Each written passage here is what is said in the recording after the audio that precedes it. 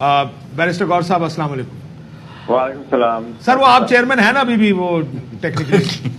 जी जरूर हूँ जी। वो क्या हमारे चेयरमैन पहले भी थे और अभी भी इमरान खान साहब भी। वो तायात है ना वो तो। जी जी है। अच्छा ये बताएं कि दोनों सूबों में और मरकज में हुकूमत बनाने का इरादा रखते हैं आप? जी बिल्कुल रखते हैं। उसके लिए किसी के साथ इत्तेहाद करना होगा और वो दो जमातें जिनमें से किसी एक को चुनना होगा आपने, मुस्लिम लीग नून या पीपल्स पार्टी। आप किसको चुनेंगे? मुस्लिम लीग नून और पीपल्स पार्टी दोनों को नहीं चुनेंगे। अभी तक हमारा कोई ऐसा इरादा नहीं है कि हम करें। कासिम साहब हमारी पहली कोशिश यही है कि हमारे पास इस वक्त, आज भी मैंने बड़ी तफसील के साथ उस पर बात की थी कि हमारी सिर्फ एक ही मुतालिबा है, वो यही है कि आप रिजल्ट डिक्लेयर करें और रिजल्ट अगर आपने डिक्लेयर करने फाइनली साइन करके दे देने तो वो फॉर्म 45 पे होता है। फॉर्म 45 जिस वक्त वजह किया जाता है तो सारे वोट काउंट करके प्रिजाइडिंग अफसर लिखता है, वही फॉर्म जाते हैं और कंप्यूटर में इसकी एंट्री की जाती है बाय द रिटर्निंग अफसर और सिर्फ वो टैली करना पड़ता है। ये टैली करके वो रिजल्ट निकाले तो 47 पे आ जाएगा। हमारे पास जो रिजल्ट आए हैं उसके मुताबिक हम जीते हुए और हमारे पास कमांडिंग व्यक्ति है।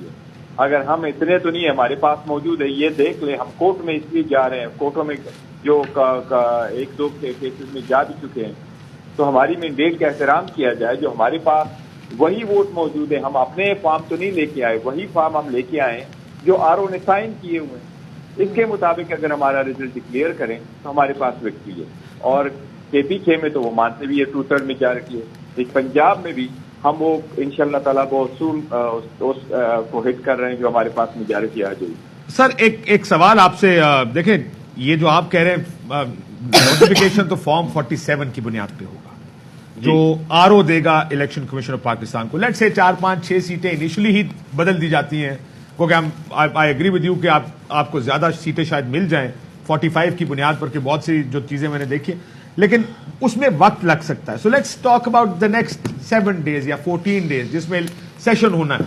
मैं एक इस अजम्पशन पर कि आपकी 104-5 सीटें बन जाती हैं किसी तरह को, अभी 96 100 कर लेते हैं, आप हुकूमत नहीं बना सकते, किसी के साथ जाना पड़ेगा जब तक आपकी सीटें वापस नहीं आती।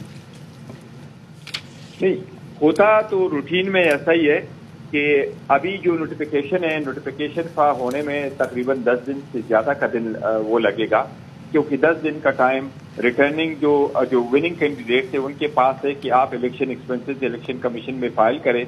एक फॉर्म जमा करना होता है जिसका 10 दिन का टाइम है और 10 दिन के बाद फिर वो रिटर्न कैंडिडेट का नोटिफिकेशन करते हैं और 10 दिन के बाद फिर आपके पास 3 दिन का टाइम है कि आप किसी पार्टी को ज्वाइन करें जो आजाद उम्मीदवार होते हैं और उसके बाद फिर एक रेशो निकलता है रिजर्व सीट के लिए और उसके बाद रिजर्व सीट की एलोकेशन की जाती है और उसके बाद ही असम्बली का सेशन बुलाया जाता है। इसमें कुछ वक्त दरकार होता है तो हमें उम्मीद है कि बाय दिन हाई कोर्ट इन मामलात पे फैसला कर सकती है क्योंकि इसमें कोई एविडेंस रिकॉर्ड करने की जरूरत नहीं है।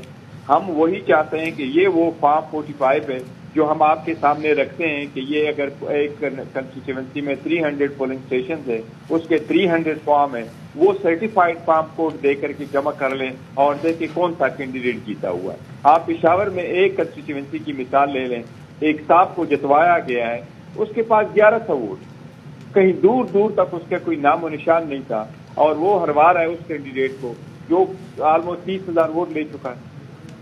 ठीक, तो ये तो कई सारे ऐसी मिसालें मौजूद हैं। तो जी वो मिसालें हम देख रहे हैं काफी देर से, बहुत से लोग क्लेम कर रहे हैं। जी बैरिस्टर गौहर साहब, एक तो हुकूमत आप कह रहे हैं आप पंजाब में भी बनाएंगे और विफाक में भी बनाएंगे, और चलिए पंजाब के अंदर और पंजाब में तो आप PMLN के साथ नेक टू नेक ही हैं, लेकिन विफाक के अंदर इस टाइम पर जो सूरत हाल डेवलप हो रही है वो पीपल्स पार्टी और PMLN के दरमियान बातचीत का ऑलरेडी आगाज एक तरह से शुरू समझे, लेकिन आप लोगों ने किसी से बात करने, कल जो बताया था कि जी हम बात करेंगे एंड ऑल, आपने कोई राब्ता कोई सिलसिला शुरू किया? कौन आपके साथ नहीं, कितनी सीटें कहाँ से आप लेंगे, और जो ट्रिब्यूनल्स में जाना चाह रहे हैं वहां से आप क्या एक्सपेक्ट कर रहे हैं कि कितनी सीटें आपके पास आ जाएंगी?